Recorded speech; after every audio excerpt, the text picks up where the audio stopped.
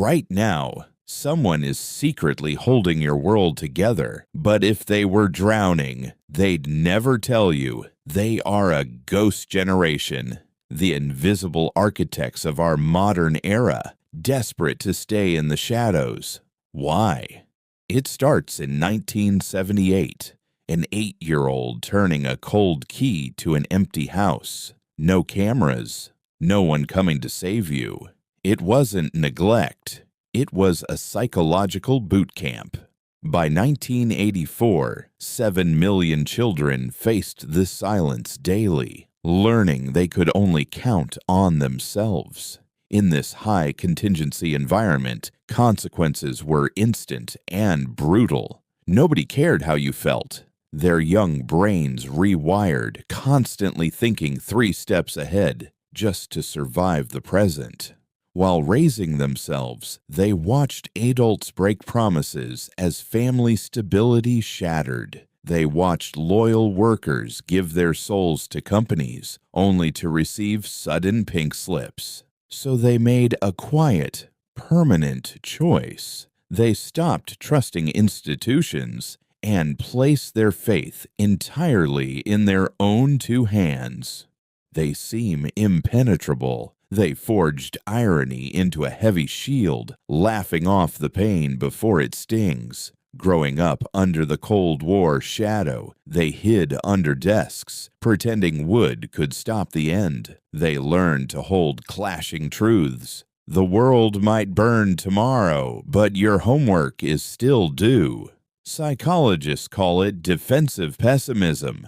They hope for the best, but permanently brace for the fall. This is why they hide from social media. For Gen X, visibility doesn't equal connection. It equals vulnerability. Privacy was simply normal. Broadcasting your inner life to strangers doesn't feel exciting. It feels dangerous. Instead of posting, they worked 5 a.m. paper routes and calculating exact change in their heads. Back then, knowledge had a physical cost. You hunted through heavy wooden card catalogs for a single answer. This caused deeper encoding. When you bleed for the truth, it burns permanently into your mind. It built a profound mechanical intuition. When things broke, you didn't cry for help. You fixed it yourself. They watched corporate restructuring destroy their parents. Blind company loyalty died with that trauma. Instead, they became fiercely loyal to competence, controlling their fate by being the most valuable. This forged a heavy paradox. They are the most independent generation, yet trapped by self-reliance. They will never ask for help, but if you need it, they silently show up. Authority is entirely conditional. They respect actual raw skill, not empty fancy job titles. Repeated economic trauma, from the dot-com burst to the 2008 crisis, taught them nothing lasts. They build multiple income streams not out of passion, but pure, anxious survival instinct. They are ultimate crisis managers, but to them, asking for support means admitting defeat. Now they overcompensate as helicopter parents, giving their children the obsessive attention they never had. But late at night, they worry they've made them too soft, dependent, and too visible.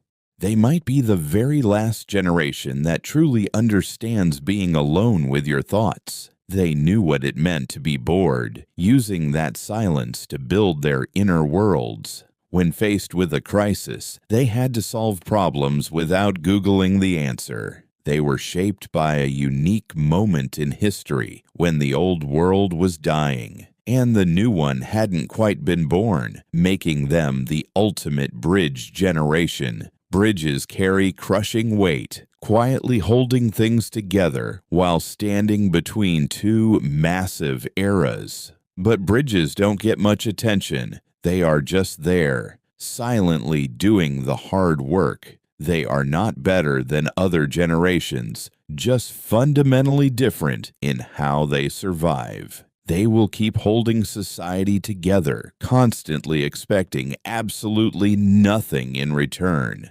And maybe that is the most Gen X thing of all, not caring if anyone notices.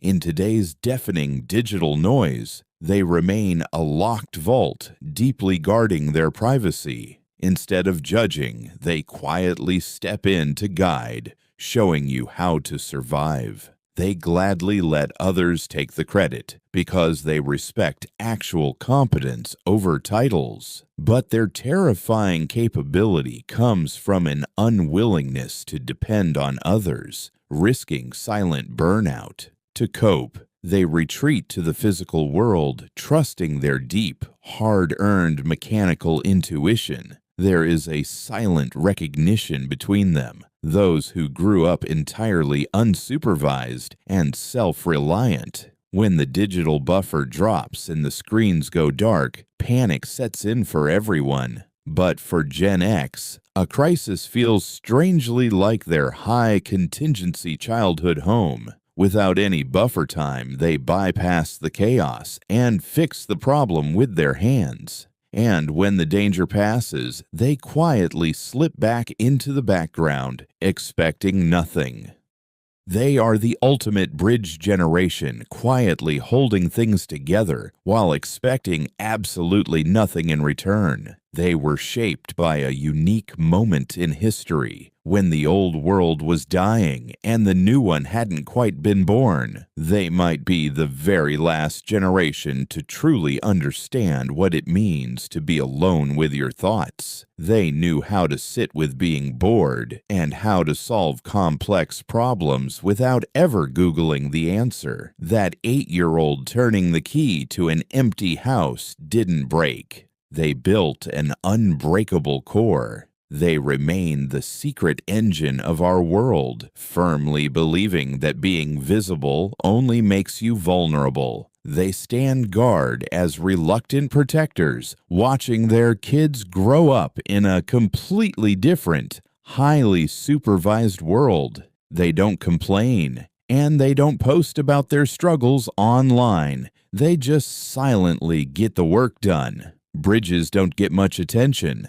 They are just there, doing the heavy lifting in the unseen shadows. And maybe that is the most Gen X thing of all, genuinely not caring if anyone ever notices.